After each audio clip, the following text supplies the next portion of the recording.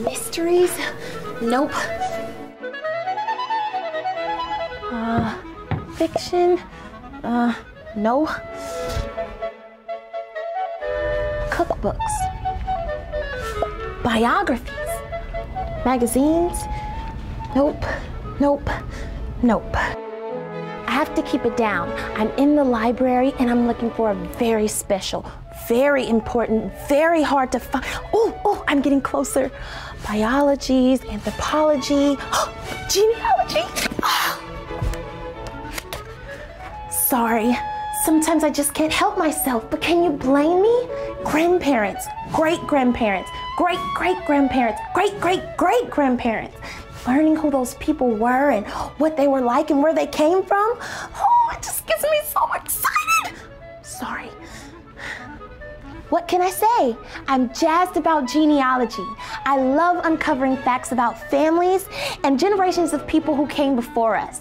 A generation is a group of people who lived at about the same time. So there's your generation, your parents' generation, their parents' generation, and on and on and on and on, all the way back to, well, Adam and Eve. And there's actually a story in the Bible all about generations. It's a story with a really important message. But in order to uncover that message, I think we're gonna have to bail on the books, take a rain check on the research, and go on a little expedition into the book of Genesis. Get ready for some cows, combines, and cotton. I'm Tara, and this is Explore the Bible on Location.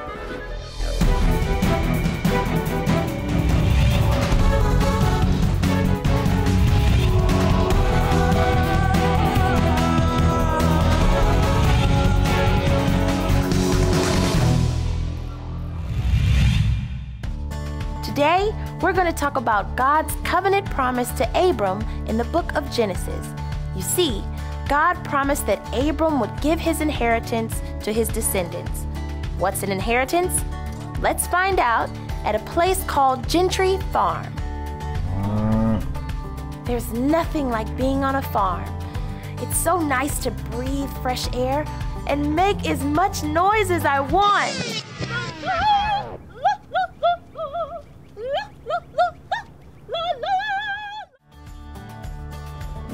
This, however, is not just any farm.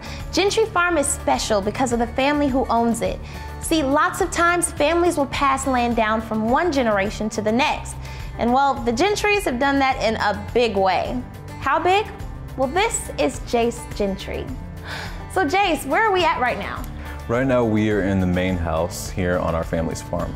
Now, how many generations of your family have worked this land? Well, me and my sisters and my cousins will make the 7th generation to live here and work here. The history of this land and the fact that your family has been here so long is obviously very important to you. Why is it so special to the Gentrys that you pass your land down from generation to generation? We feel really blessed that God has given us something this special here in this place at this time.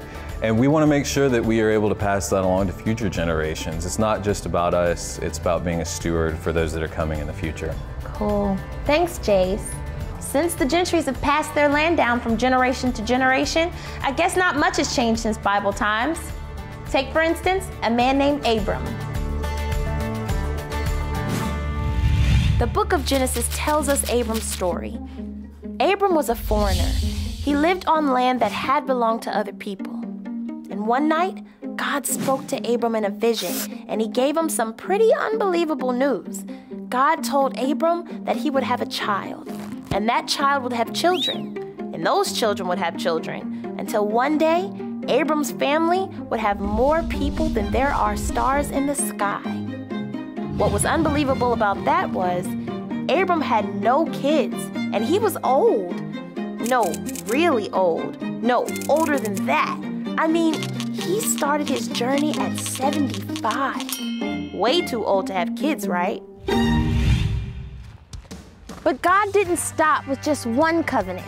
He also repeated a promise he'd already made to Abram, that one day, the land he was living on would belong to his family, and that just like the Gentrys, that family would be able to pass the land on from generation to generation.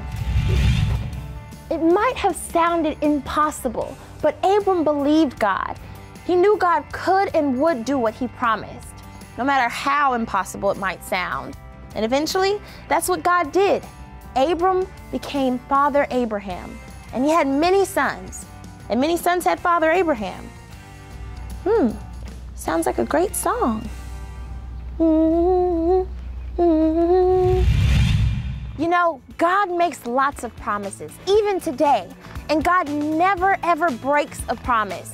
Maybe the biggest and best one of all is that one day we can live with him forever. That's because God sent his son Jesus to earth. When Jesus died on the cross, he paid the price for our sin. So yeah, life with God. That's God's promise for us, and it's a promise that God's gonna keep because God always keeps his promises. That's what we learn when we go back many, many generations and dig deep into the story of Abram. I'm Tara, and this is Explore the Bible on Location.